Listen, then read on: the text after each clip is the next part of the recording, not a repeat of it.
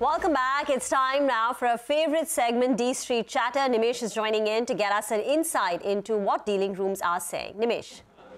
Hi, Riva. So, it's another volatile day of trade, but I guess the street is nervous out of the crucial inflation print which will come tonight in the US. That can set a tone for the Indian markets tomorrow. But the big cue is that the volumes are on the lower side, the flows are muted, as what we saw in the yesterday's trade as well, that the cash flows or the cash commitment was much lower from the both FIs as well as from the DIs. That's been the trend today as well. I guess from the apart from the macro data and the earnings within India, I guess the geopolitical risk is something to watch out for, and that can add to the further volatility, at least in the near term. That's the overall feedback. If you see for this week, the Nifty has been ranged between 16,900 on the downside.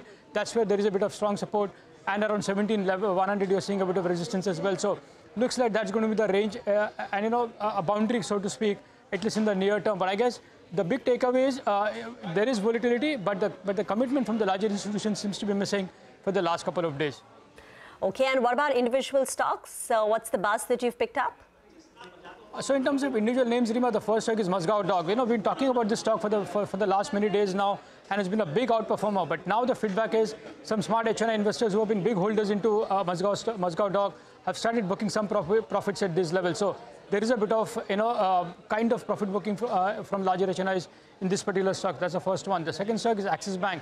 Again, part of my chatter list today, purely on back of strong flows at a leading FI. So it looks like there is a bit of commitment in buying into Axis Bank ahead of the results. Interestingly, CLSA today has also raised the target price to 1,100 on Axis Bank. So that's the second one. The third stock is Gujarat Fluoro. It's down. It's under pressure today, down in today's trade. But again, that stock has been a big outperformer in the last couple of months. And the big chatter is that maybe you'll see a large block coming soon in Gujarat Fluoro. So that's the third one. And the last stock is Blue Star, a cash stock, not very high on volumes, but there is a bit of accumulation happening from a larger HNI, from a larger FII for the last many days, and that's been the case today as well. So Blue Star stands out in terms of pure delivery buying in the last many days at a leading FI desk. Thank you very much, Nimesh, for that. Gujarat Fluoro stock that he was referring to. Today it's down, as he said, 2.